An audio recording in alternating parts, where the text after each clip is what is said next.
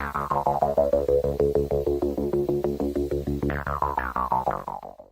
afternoon. My name is Bahman Yazdanfar, and this is Turnaround. It used to be a weekly program, but during the summer, and since my colleague is away from the town for a while, so we do it time to time when we have interesting guests. Today, especially, I was called kind of the emergency for an issue that is very important, not only to me, but to many, many thousands or hundreds or even millions of Canadians and Ontarians. And that is the issue of the mental health and poverty, which goes hand to hand. And unfortunately, our government, regardless of the provincial, local, or federal, apparently they don't want to do anything about it. Or if they claim they do something, their money and the budget and resources goes in the hand of their cronies, in my opinion. And that is why the victims of these two circumstances left alone. And why I am here and this Monday holiday, civic holiday, because the gentleman who took it up in his own hand to walk across the southern Ontario to raise awareness about that issue is in town. So I am very privileged and honored to have him on the show. I haven't met him before today, and everything that you see here and hear and watch here is all for the first time and first hand. Thank you very much, Neil, for coming to this show. Thank you for having me. And for our audience, please introduce yourself with the full name and a little bit of your background. I don't want to ask you the whole story of your life, but highlights of your story in a few minutes for our audience, so our audience know who they are listening to and why should they listen to you. All right, my name is Neil Hamill, and this is a very dear journey of mine because I was born with disabilities. I've struggled all my life with it. That developed into mental health or mental illnesses like depression because I couldn't get that structure. I couldn't, establish myself in society. And about 6 years ago, it went to suicide thoughts and attempts. And thank God for me, my daughter kept me alive. But at that time, I devoted my life to, I said, I wasn't going to try and get that structure anymore. There was no point. I'm not going to get it. I devoted my life to helping people. So I became a full-time activist and community volunteer at the time. And just a little bit further back, first of all, not to focus on the age issue, but how old are you? Are you in 30s, 40s? Yeah, sorry, I'm 40 now. 40 now. And when did you first realize that you have that mental challenges or disability challenges? I was diagnosed at the age of 5 and 6 with a bunch of learning disabilities. Okay. Yeah. And from then on, how did you go to a school? I failed grade 3, I failed grade 2. And then from that point on, I was pretty well just placed because of my age. They didn't have much attention for my situation back then. And how did you manage to, let's say from the age of 5 or 6 when you realized that, or from the age of, let's say 10, that you realized that school is not what you built for. How did you manage to grow up or survive, so to speak? Well, that's where you get a lot of the class clowns.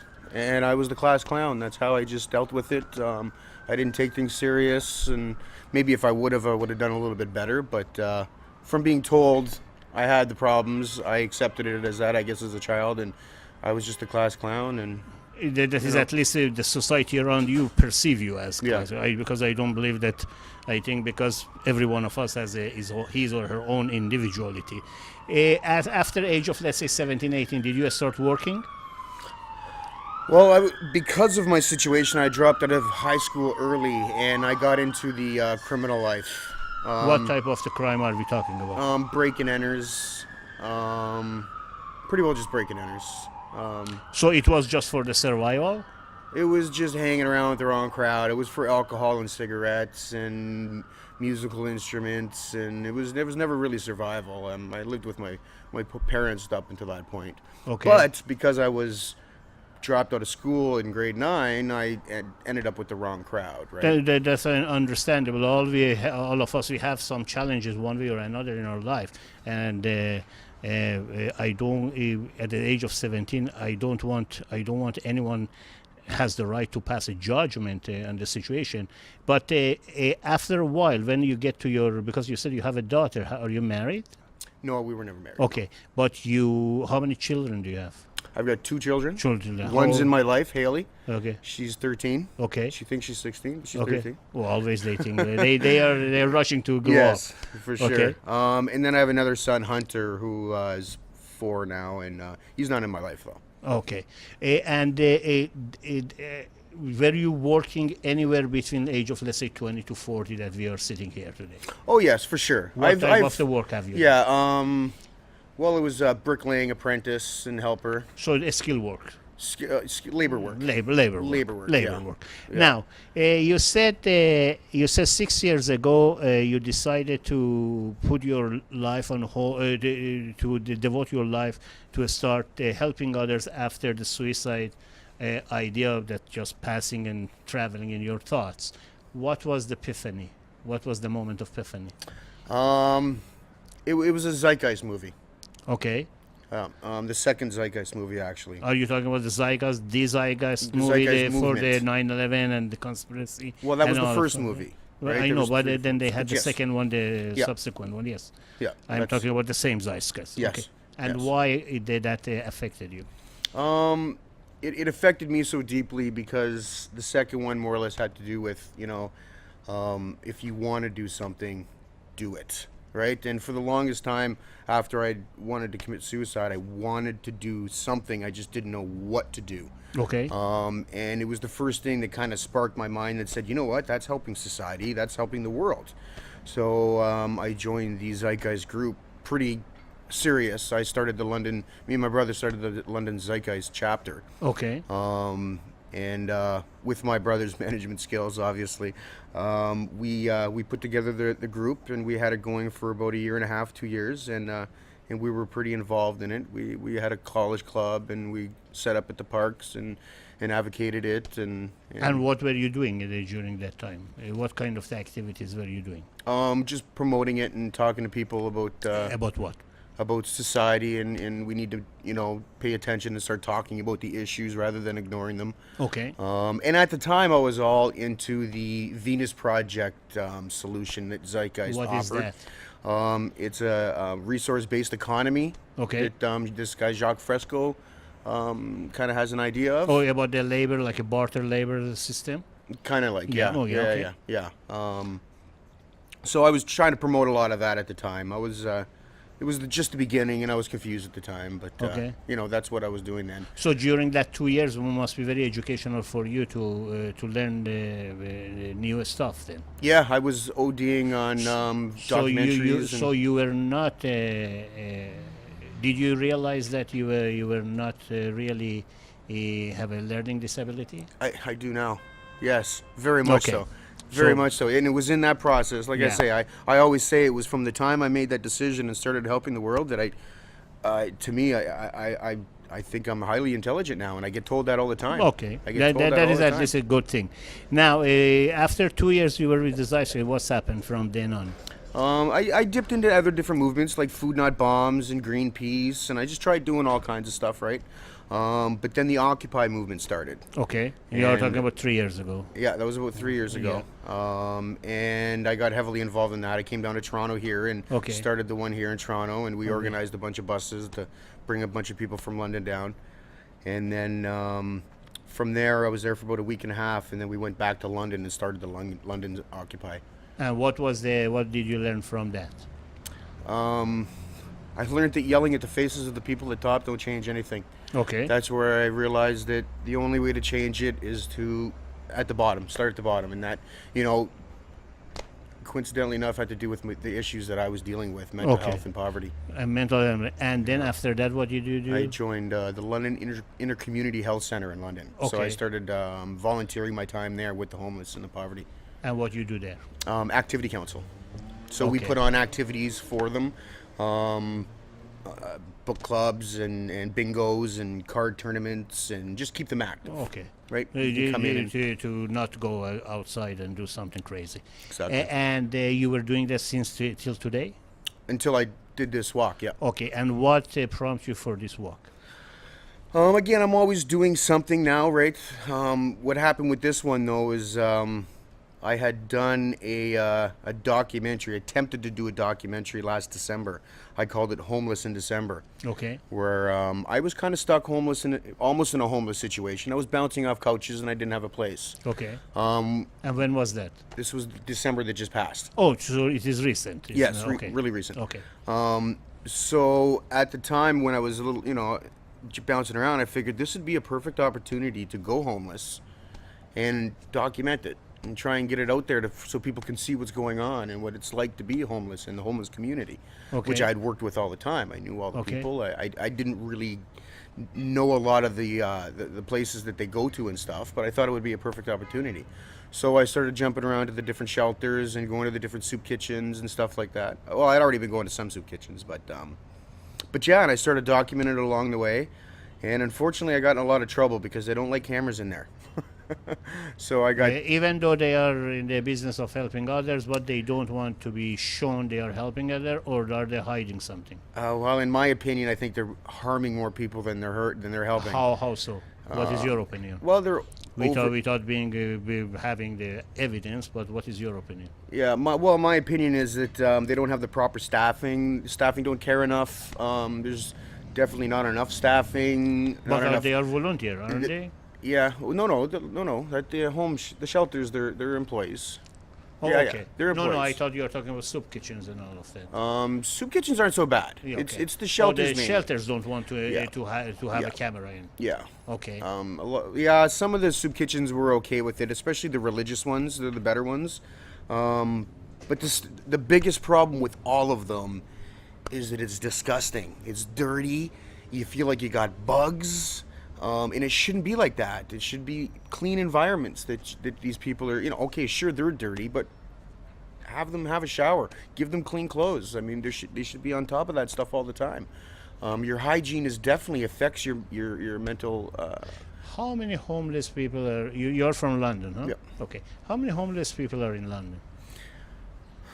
Approximately. At one given time, I'd say homeless, 50 maybe. It's Because not a lot. in It's Toronto not a is lot. about over Oh 5,000. yeah, Toronto's massive compared to London for sure.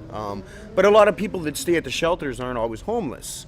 City of Toronto, let me ask you this, because you said there is something that they don't want you see when you attempt to do some sort of a videography. In Toronto, City Hall claims to spend roughly about $200 million each year for 5,000 to manage 5,000 homeless people. I mean, and in my calculation, it comes 40,000 a year for For each one, so why? each Yeah. If they give them 20,000 just for their shelter rent or something and the bus pass and they save $100 million. That is their figure. It's not my figure. I'm not working there. I don't know. What do you associate this business to?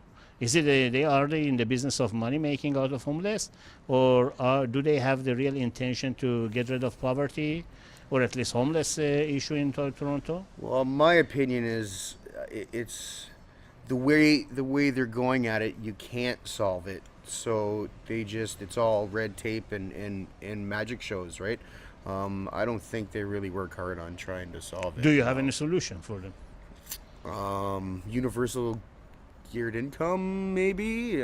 Income guarantee, you mean? Yeah. Okay. Yeah. Some argue in the government, mind you, that income guarantee promotes the interest for the drugs and the alcohol and booze and all of that. How do you respond to that? There's places around the world that do it, and it doesn't. That's not there. I don't know. Okay. Yeah. No, I just want you have It's to. a I better have my own society. opinion, but there's less mental health okay. issues. It's way better for sure. So now, what is your objective for this run? Well, it started off. I was trying to When raise. did you start it, by the way? I started April 22nd. Okay. I did 2 months of. It is almost April, May. It is almost a month. It is a month yesterday. Yeah. Okay. Yeah. I did 2 months of preparation walks too. Okay. In southern London area.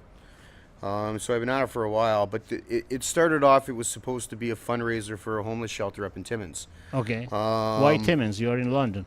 But I went to Timmins for the summer, and I ran into a friend of mine who had established what they called a warming station. Okay. So it was only open for the winter. Okay. But she wanted to keep it open all year round. Okay. And she had explained to me that it was a financial thing and everything else. And I said, well, you know what? I'm going to think about it, how I can do a fundraiser for you. Okay. So then when I came down to London, I ended up doing the homeless thing when I came down, because I just told my daughter, okay, fine, because I tried moving back to Timmins for the summer. I came back in November, and that's what made me homeless, because I decided to stay in November. So I did the homeless thing, and then I ran into my buddy Trevor, who mentioned that he had raised money when he was 17, walking from Timmins to Toronto for school. So I thought, what a perfect idea! I'll walk from London to Timmins and raise money for the shelter. In last 1 month that you were doing, have you managed to raise any money? No, because it turns out it's not a fundraiser anymore. Now it's an awareness walk. Okay. Because what had happened, for some reason, I don't know the whole story, but Mel, she put the thing together, but she also put a Who is board Mel? together. She's a friend of mine up in Timmins that was to put together this warming station.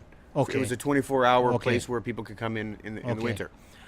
She had brought it to her board, and I don't want to use last names and stuff. No, right? no, you don't have to. Yeah, I just wanted to make but sure she that had brought it- my mind is following your story. Yeah, she had brought it to the board after we had already okayed it, and I went and did 2 interviews on a radio station in Timmins and in the newspaper.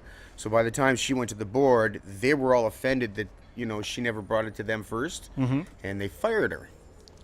Who fired it? The board. The board. Okay. Yeah, so Well, we're still that. No she's, surprise there. But anyway, so turns out they didn't want me doing anything. They called me an insurance nightmare and said they didn't want nothing to do with it. Have you been an insurance nightmare for other organizations? No. Okay. Have you ever had any claim against you? No.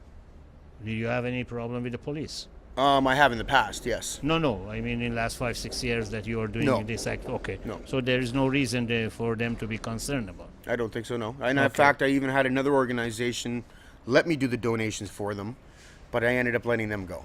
Okay. Because of political Now, reasons. let me ask you something.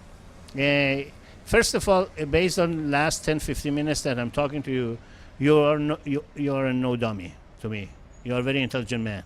And the idea of being diagnosed with a learning disability is absurd to me. And by the way, my background before we come to Canada, I spent 7 years in medical school. So my opinion has some ground in that matter. And I congratulate you to get to the point in your life, to the point that you know that now.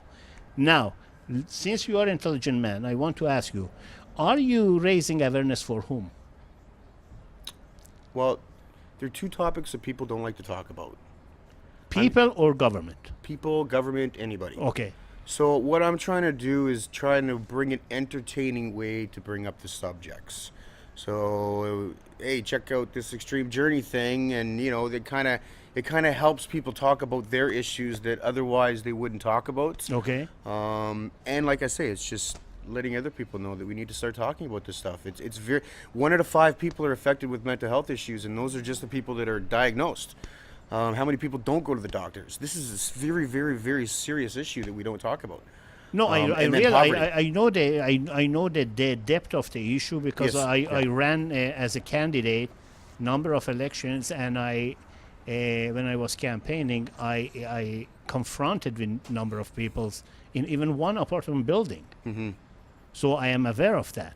But what I'm asking you to know, if someone comes on the street, on the Bay Street, to go down and say, what are you raising awareness? What awareness? We know there is people poor. We know there are mental illness. What are you? What awareness are you doing? And what it has to do? What good it does? Well, I mean, I am being just playing devil advocate, by the way. Yep. They don't get me wrong. well, again, it would be nice to be as big as Terry Fox one day, but to me, I've reached out to almost 60,000 people already. So that's 60,000 people that are apparently talking about something that they would not have been talking about you know, it's just to start Yeah. talking about it. Even Terry Fox become a hero martyr after his death. Yeah. I mean, while he was doing that, very few people pay attention at that time. Yeah. Till he put his life. Yeah. I remember it was 91, 93. It was in the early 90s, I believe, at that time. I was here for a few years. Yeah. Now, have you ever approached governments? I used to yell at them a lot during Occupy. No, yelling is you're shouting them out. But I'm saying, have you ever, because you were in the Zeitgeist movement, and you had an opportunity to see there are different methodology to achieve certain objective. It doesn't guarantee, but have you ever tried to, let's say,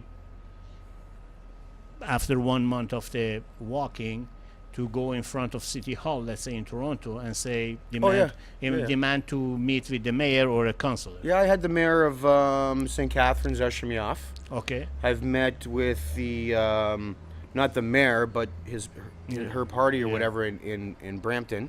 The mayor of Guelph came to the place I was staying at. He personally came on his day off and came and seen me. So I haven't Did he talked. offer some sort of the help? Well, he offered me to come back and do a speech on Mental Health Awareness Day in October in Guelph. So I'll be going back in October to do a little talk. How about the St. Catharines? He said he's going to do everything that he can to make sure this gets the recognition that it should.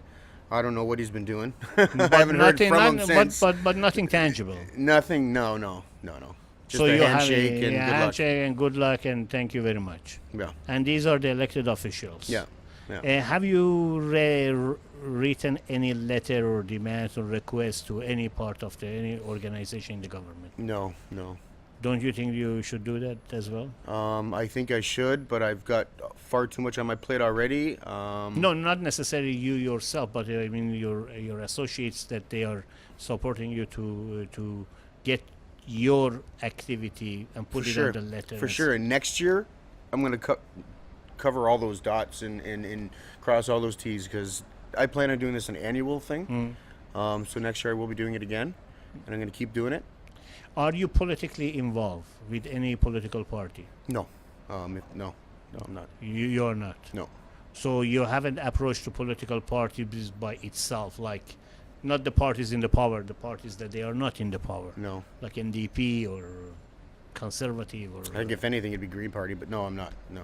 No, you haven't done that. No. And another thing I want to ask you, I remember the first time I was running about 8 years ago, I tried to locate the video. I made a video, 2-3 minutes video, and in that video I mentioned that all three mainstream parties federally in 1989 unanimously decided or agreed upon to eradication of the at that time they call it child poverty, but you can't be poor child unless your parents are poor. So but it has been like 27 years, 26 years, and they have more hungry children that go to bed than 27. If people like you across Canada doing this kind of thing, why, if it doesn't work?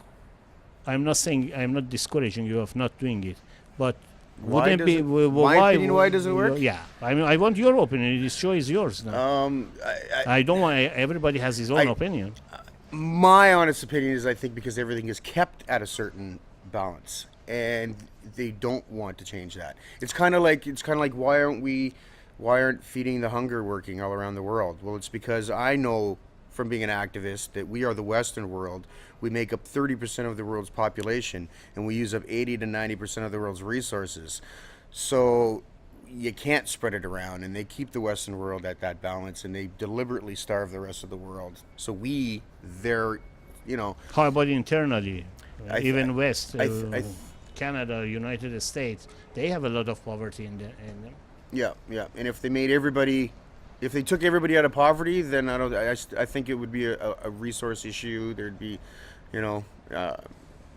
room issue. I think it has to do with balance. They need to keep so many people. Plus, it's a business, right? And So, who is they you're referring to? um, I don't know.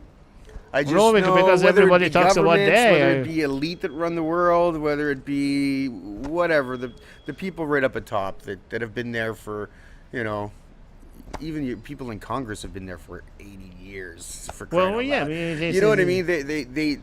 They know that there's a certain thing, and it's got to stay that way. They don't try and change. Governments don't try and change things. I think they try and So things the then same. it comes back. I want to go to that circle of the awareness again, because if we know, and you and I both agree on that, by the way, if we know there is certain nefarious, certain elements with the nefarious mind is running this circle, either for individual or a small group benefit or profit, and this circle doesn't change or this system doesn't change, what is the use of all of this activity and awareness? well, it's for their benefit. Whose benefit? Theirs. I don't know who they are. I'm sorry. I don't know. It is a little bit difficult because Yeah. no. But by the way, it's a difficult question to answer because it's not. I'm not putting you on a spot. It is difficult question to answer because all of this Occupy movement, all of these charity organization, third party, local communities, they try to bring issues to the table. They try to get the elected officials to pay attention and do something about it, and they fail. Oh yeah. And it's not just today or this year. It has been around for last 30, 40 years. Yeah. No. So it And one must. thing it that I learned from being in these movements is that they do exist. They are there. By giving names and pointing fingers, you just get thrown into conspiracy circles and everything else. But they do exist, and they're at the top, and they've been doing it for hundreds of years, if thousands of years, if not longer than that. And it's just the way the world's run. I mean, they've never had as much control as they do now. To me, you know, they have more control now than ever before. But again, I don't like to point fingers and labels because well, we don't know where to point our fingers anyhow. But they exist. And Oh, there's I no am doubt in pretty- my, of course, no doubt in my no, mind no, that no, they control it. And As I said, yeah. I totally agree with you in that aspect that there are a entourage or a group of a small group of the even unelected individuals who do this kind of to make that kind of decision. Now, let me ask you politically, how are you politically involved? Do you vote? Do you participate in the election? Do you help a candidate? Do you think if there is any venue there that you can? No, I don't vote. I've helped a good friend of mine in London who ran for the Green Party, and it's just because he was a Zeitgeister friend of mine that got into politics and ran for Green Party. I helped them hang up signs and stuff like that. But no, I'm not too into politics because, like I say, I think the majority of them, you know, are just puppets anyway, and they have to follow certain things, and they just make a lot of promises and break them all. And I just don't like politics. To me, it's all nonsense. Don't you think? Why don't you run? Because I'm not educated enough. Because Why you think people are educated or elected or educated doing in very good? politics, right? I mean, I would have to sit down for usually people when they run for politics, they've had it. It's been their life for years, so they know which ways to do things and which Well, way. we call them career politicians. No, we are not talking about that. I mean, a person like you, I think. Don't you think one of the deficiency of our society that these things stick around for this kind of conditions like poverty, like mental issues, stick around for that long because people refrain from getting involved in the actual politics of that. Yeah, and I'd wind up someone would kill me.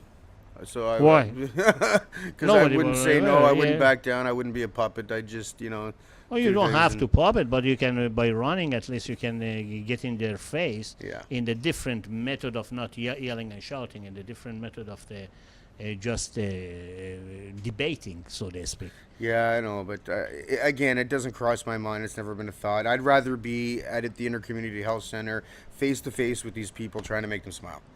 trying to brighten their day. That's where. So you are more a humanitarian rather than the politician. Yes, You are definitely. more humanitarian than an activist, even. Definitely. Okay, so you want to put it in the level ground with the people. That is admirable. That is admirable. I don't. I mean, I can't be like that because I always like to see a objective and result personally in my personal life. But I admire people who are like that. Well, one thing I learned from the Occupy movement: every major city on the planet took part in Occupy, and for that to go nowhere just proves to me that politics and everything. I think everything is pointless at this point. I think. Let me I ask you think now. they're gonna Now have their way. it's a good point that you brought that up. That it doesn't go anywhere. Let me ask you. While you were involved in those activities, like Occupy Toronto, Occupy London, or whatever, have you noticed that these groups are being supported by unknown individuals or unknown groups or anything like that? I heard stories about it. Yeah. I mean, I know our London Occupy. I didn't have anything to do with the finances, so I never asked questions about it. But you're talking about like secret or The people who run it usually rule of thumbs is, especially in North America, which is very individualistic kind of the environment, as you probably experienced in last one month, at least in last 1 month.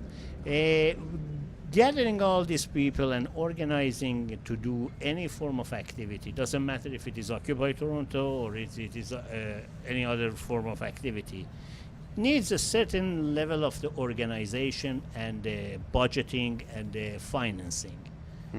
So someone has to feed them. That is the logic I am talking about. I am not accusing anyone of getting. And the way any the money. Occupy movement worked is no one set person ever did anything. We broke it into groups, but that was part of the problem with Occupy is there was too many hands in that bowl.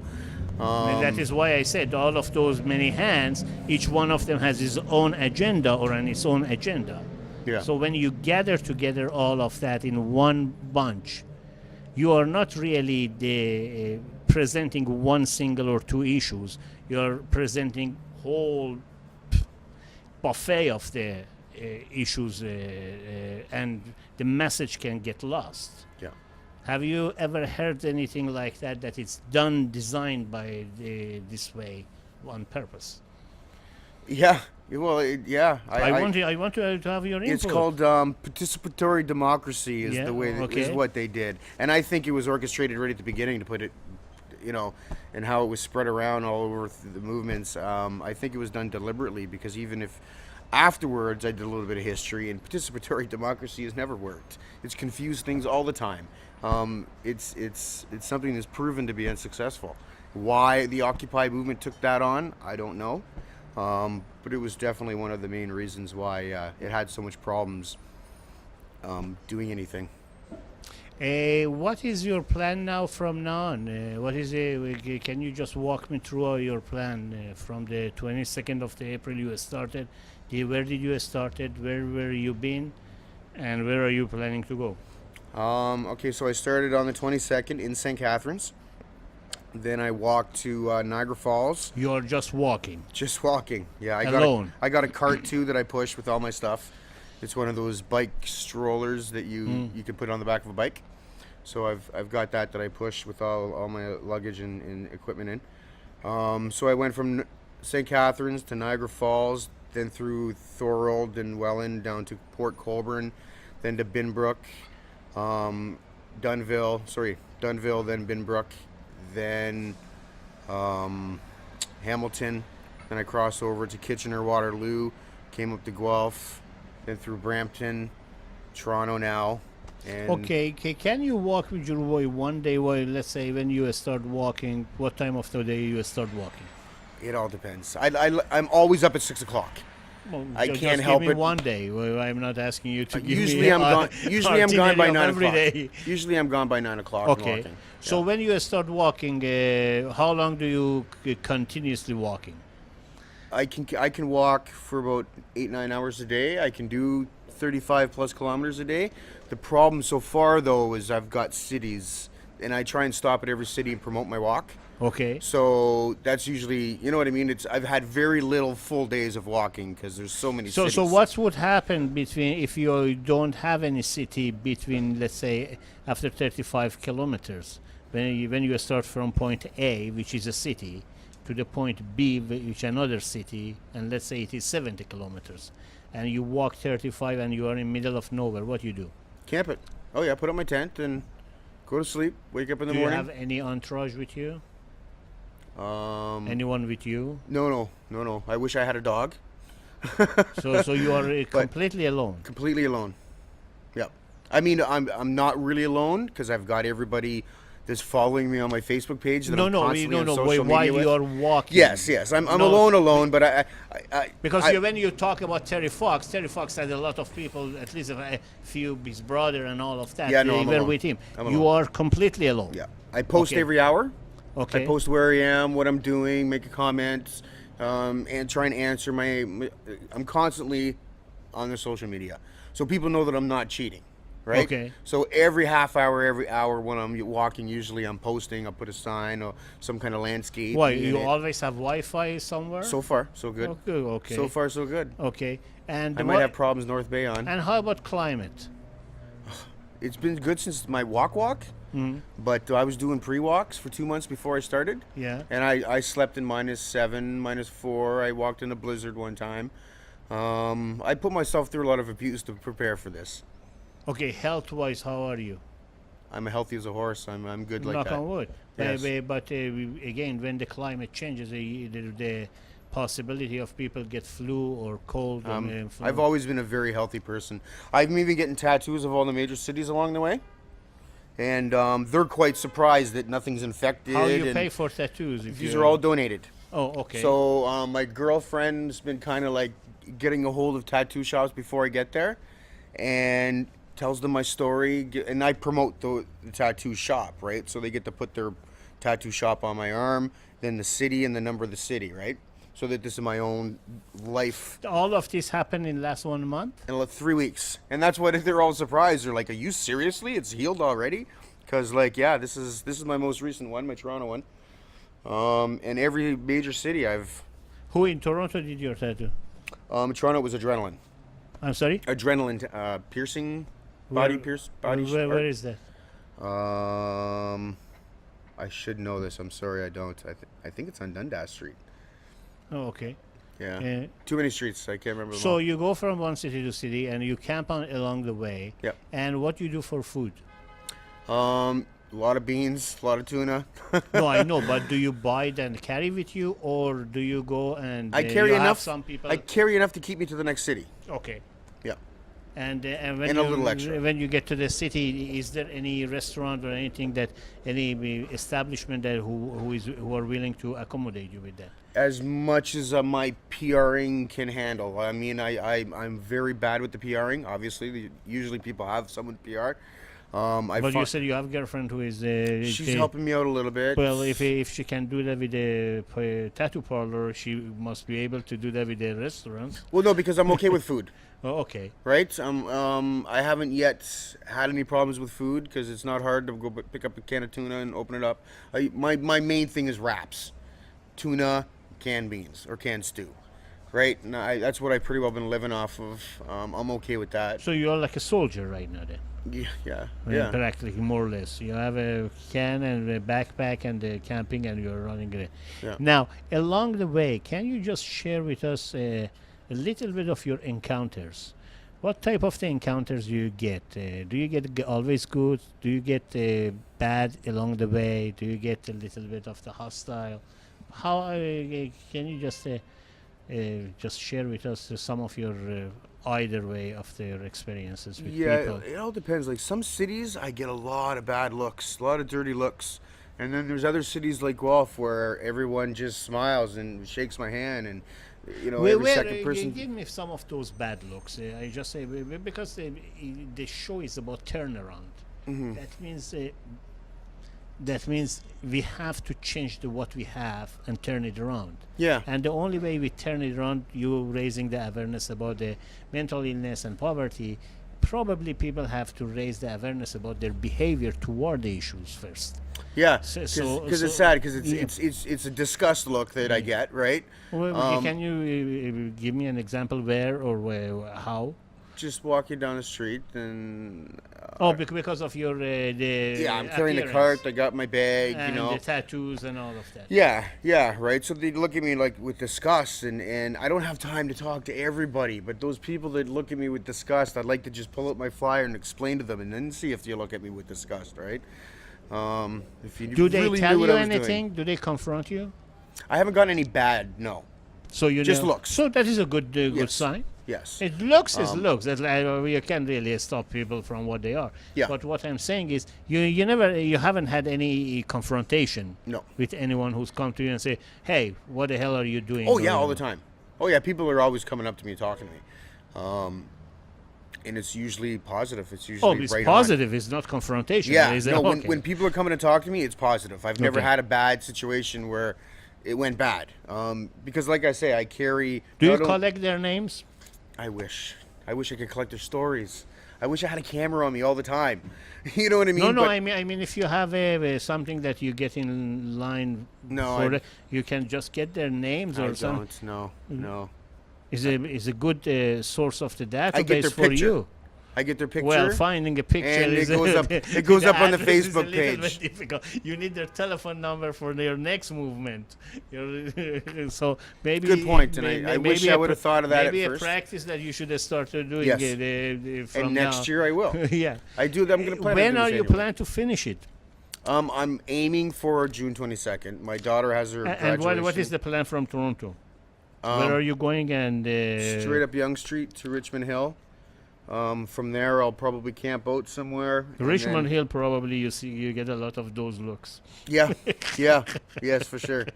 But I have We to have go a lot through of it. snobbish people there. Yeah, but from there, major cities anyway. I can't go with into detail with all the small ones, all the small towns. But it's Barrie, North Bay, and then Timmins.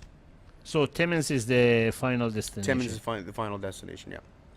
So because you started with Timmins, you are going to end it to Well, I was Timmins? raised in Timmins, but I've been living in London for 10 years. No, I know, but you started because of the Yeah. shelter. You talk about Yeah. the Yeah. Mal and all Yeah, of that. and during that Yeah. time, I got a really good. In fact, still my biggest. I hate saying fans, but fan base is in Timmins. That's where the majority of my people following If me. I ask you, to look at your list of your contacts, how many friends would you say that you have their name and telephone number on it? Or how many, not necessarily friends, but the people who you have their telephone number and name on it? That are involved in this? In the last 6 years even. Oh, okay. 15. So in 6 years, you just managed to get 15 people to really talk to you? I don't talk to many people. I don't No, talk no, to. a no. lot of I people. understand that. But I'm just being facetious about that because you meeting all of these people, you should have a good directory of contact information in the last 6 years. No, I don't. I'm You not good don't. at You that. don't have that. I'm not good at that. No. And it's true. You see that is the problem. People come to you, talk to you, engage with you, and they tell you that they admire what you do, but they do not give the contact information to you just for the future alert or future notification or anything like that. Mm-hmm. And thank you for teaching me something. No, today. no, no, no. Just I'm saying. Because, Why, no, I should be making a list of no, these people. it was not advice. What I'm saying is, it is shortcoming of those people. Mm-hmm. They should have done that. Yeah. I mean, you probably shied. You focusing on your own journey. They should have done that. Definitely guilty of that. Yeah. Even my girlfriend says, "That's all you talk about." Wow. Yeah. You said you have a girlfriend in London, I In London, assume. yes. Okay. So after Timmins, what is the plan? Going back to London again? Yes. Okay. Yeah. And what is the plan then? Are you planning to just go back to work or get involved to another movement or anything like that? I'm gonna. I've told my girlfriend I'm gonna try and get a job, and and let us. We live in poverty. We both have worse really bad places. So we'd like to get at least on our feet in the next little while. So my focus is when I'm done this, just take a break from it all and establish a nice little nest with me and my girlfriend. Good for you. Good Yeah. for you. And you said your little girl living with you lives. With She you. doesn't live with me. She lives with her mom, but she's But in my life. she's in your life. Yes. But the other boy, your son, is not. No. Do you want to elaborate on that, or you prefer not to talk about it? I'd prefer not to talk about Okay, it. that's okay. Then the only other question that comes to my mind at this junction is, how long have you been in Toronto, and what did you accomplish in Toronto? Because we are in Toronto. I've been in Toronto since Friday. Okay. And I have to be honest. I didn't accomplish nearly as much as I thought I would. It's really starting to affect my mental health issues right now. I'm way overwhelmed, and I just find I was totally exhausted. I even had a day at the park yesterday at Trinity Park. They gave me the mic and everything, and I had a really hard time with it. And normally I don't have a hard time talking about this stuff. Today I did all right. I'm glad. But yesterday, was my big moment, and I failed. I didn't talk to nearly enough people and get my name out there. Why do you contribute that to? The exhaustion? Exhaustion, definitely exhaustion. Haven't really stopped since I left. By the way, you are not taking any medication, all right? No, that's one thing I've always refused to take Okay. medication. Okay, that is a smart move. A smart move, because when you get the medication, then you don't know under mercy of who you will be. And today you feel I seem you very nice to me. I mean, you're nice, intelligent, very well spoken person to me. At least, it is what I see. Hmm. So what happened between yesterday and today? Good Um, rest. a little bit of rest. I Or maybe ate. a couple of sandwiches. I ate better. I had this energy drink that might have something to do with it. Well, that is full of sugar. I don't really like Su- energy su- drinks, but I sugar decided and to take one. nicotine, Yeah. nicotine or nicotine or whatever it is in that. Yeah. So I thank you for coming here. Do you want to? I'd like to give the microphone to you for next few minutes, and I like you use this platform. And there is a camera. Which camera is this camera? And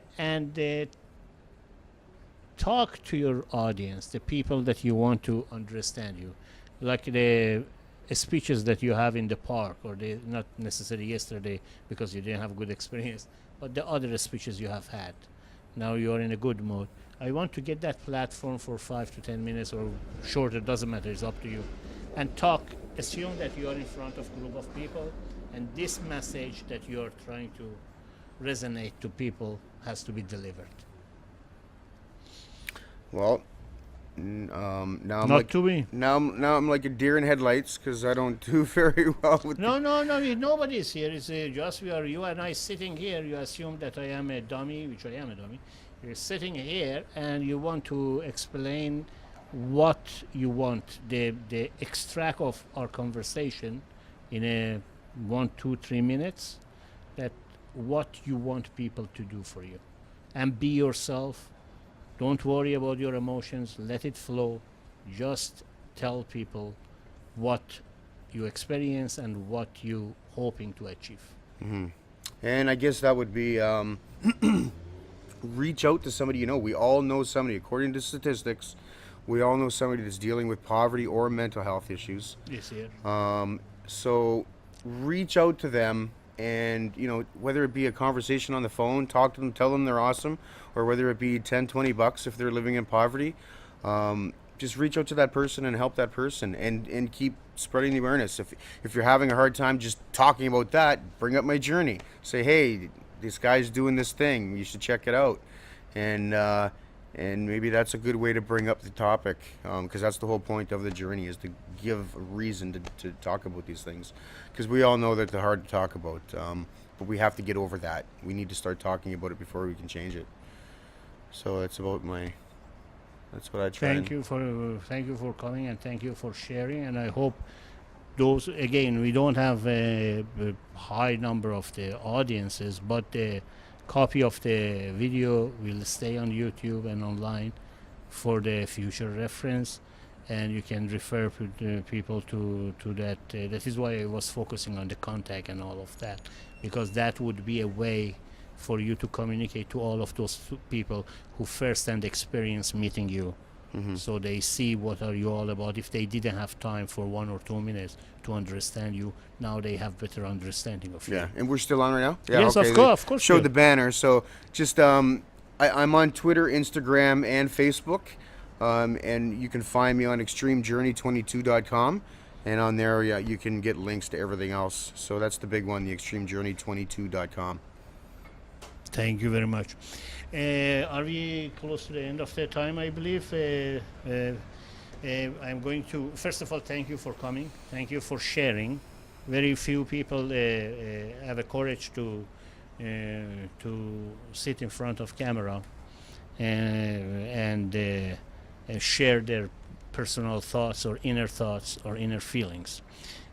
Although I can come across very serious and insensitive, however, it doesn't mean that I do not understand what people go through, and I hope that not only your movement or your activities, but any form of the similar activities can bring some sort of the result.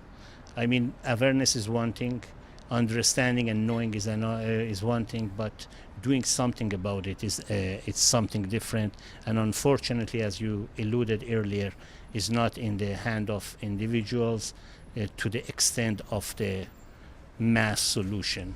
But individuals can collectively help and chip in.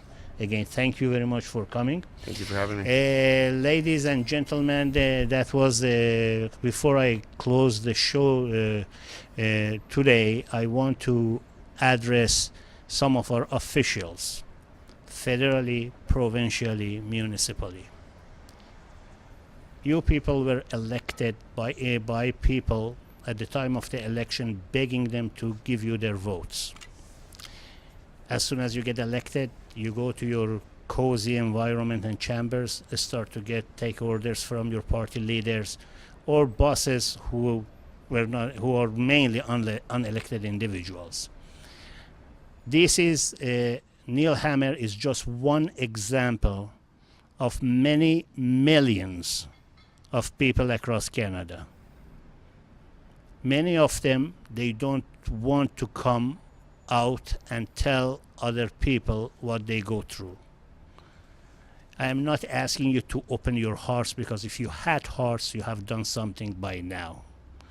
I want to open your mind and logic. This kind of the thing, if it improves or if it develops to the point that it's out of the hand, believe it or not, you are the only first one who lose your job. And you have to face the consequences on the streets, on the cities, on the households, on the environment, and on your government. And I am not sure, maybe some of you in the government have mental issues, but you refuse to admit it, and that is why you don't take actions as is needed.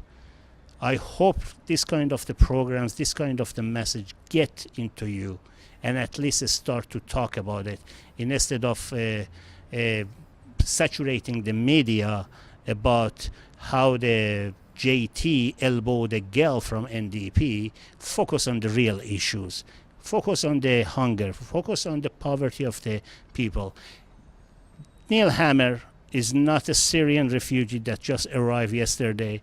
He was born in this country. He was raised in this country. He speaks fluently English. He is intelligent, and yet he has no access to the rights as a citizen in this land. That is shame on you. Shame on you, federal government.